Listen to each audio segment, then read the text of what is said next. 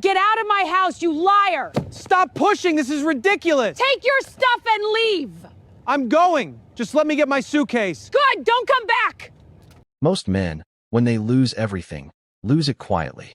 They pack their bags, they swallow the silence, and they disappear into a life nobody ever hears about again.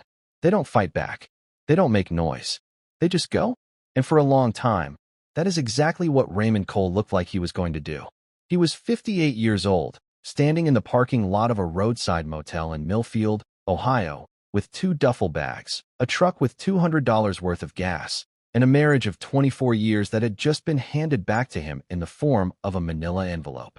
The kind of envelope that doesn't say, "I love you." The kind that says, "Sign here." Raymond sat in that truck for over an hour before he turned the engine on. Not because he didn't know where to go, but because for the first time in his adult life, there was nowhere left that was his. The house he had helped build with his own hands, he couldn't go back to. The bank accounts had been frozen pending the divorce proceedings. His credit cards were tied to joint accounts that his wife Linda had already begun separating. His eldest son hadn't returned a call in 3 weeks. And his daughter Sarah, who had always been the quieter one, the one who watched more than she spoke, had sent him a single text message 2 days before that simply read, "Dad, I think you need to figure things out." Raymond didn't reply. He didn't know what figuring things out even looked like anymore. He was a man who had done everything right, or at least everything he was told was right, and somehow he had ended up with nothing but a cold motel room and the faint smell of cigarette smoke coming through the vents. But there was something else in that truck, something he almost didn't bring with him.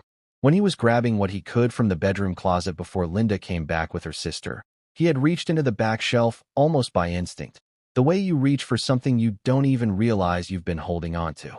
And his hand closed around an old brown leather wallet, cracked at the edges, worn smooth in the middle, the kind of wallet that had clearly lived a long and heavy life. It had belonged to his grandfather, Earl Cole. Earl had pressed it into Raymond's hands at his kitchen table 11 years ago, 3 weeks before he passed, and he had said only 7 words.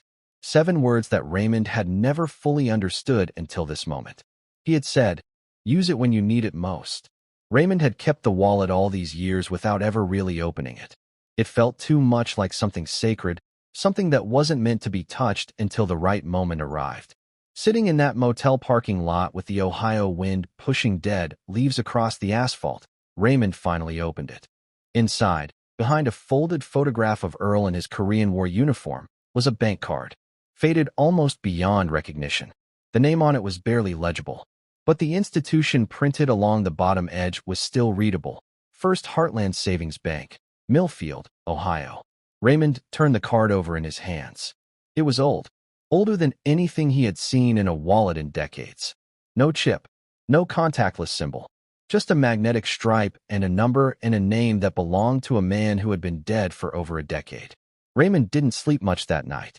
He lay on top of the motel bedspread staring at the ceiling and turning that card over and over in his fingers, and sometime around 3 in the morning, he made a decision. He was going to drive to Millfield. He didn't know why.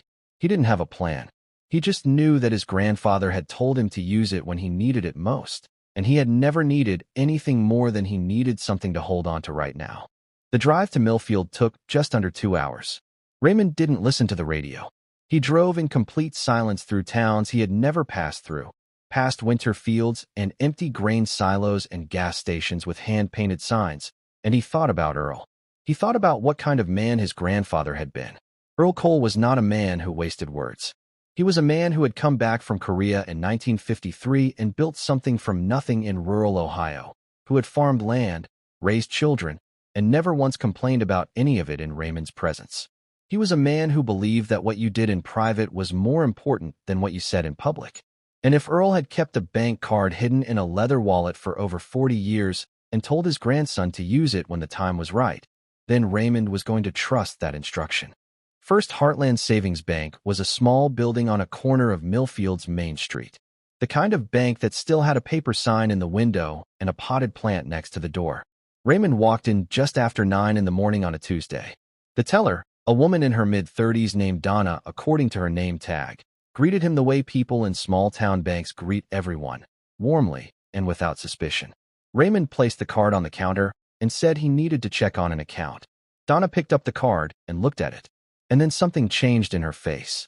It was subtle, the kind of shift that you would miss if you weren't paying attention. But Raymond was paying attention. Her smile didn't disappear exactly. It just became still, frozen in place. She looked at the card again.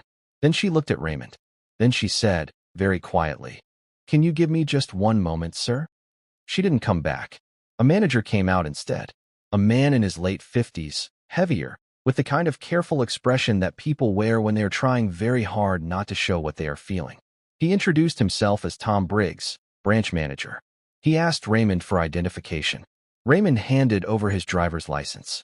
Tom Briggs looked at it, looked at the card, looked back at Raymond, and then he said the words that would begin to unravel everything. He said, "Mr. Cole, I need to ask you to have a seat.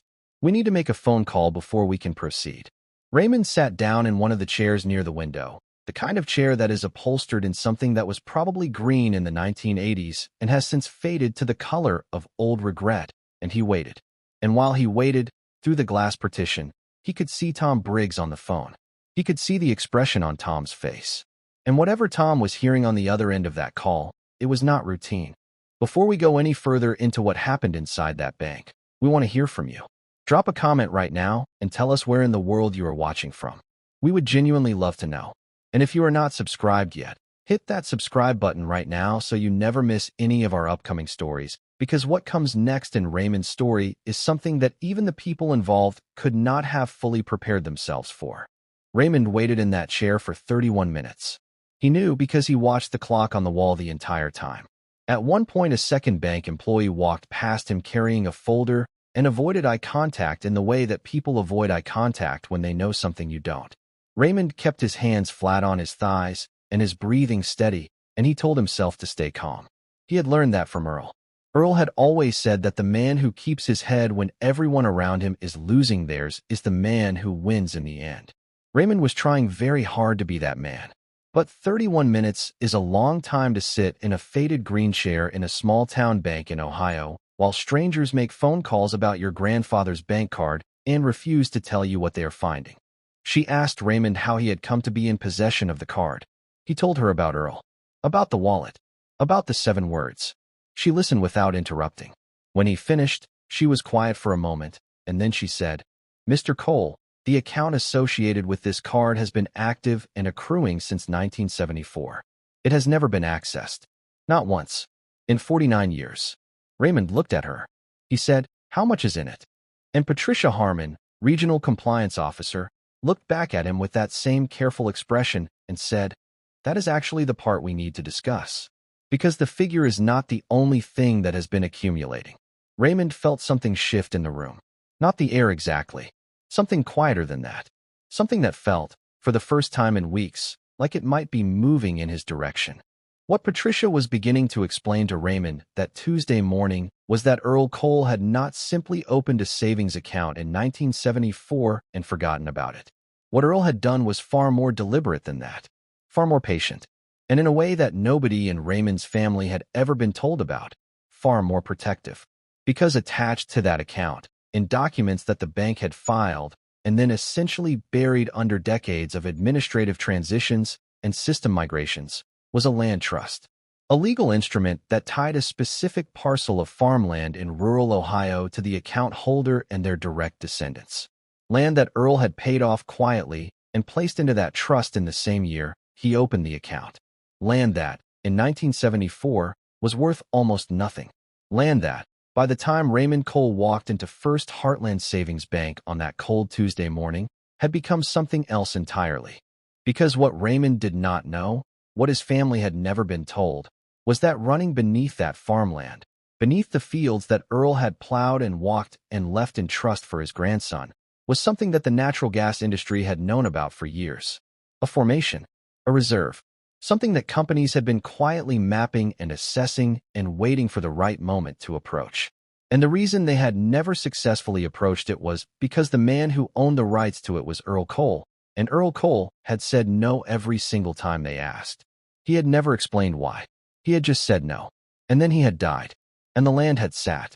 And the trust had sat with it.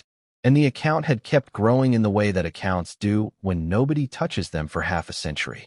And now Raymond Cole, who had walked into this bank with $200 and a broken marriage and no idea what came next, was sitting across from a compliance officer who was trying to figure out how to explain to him that his grandfather had left him something that multiple parties had been trying to get their hands on for a very long time. That is the moment where Raymond's story stops being about divorce. That is the moment where it becomes something else. Something about what families keep from each other.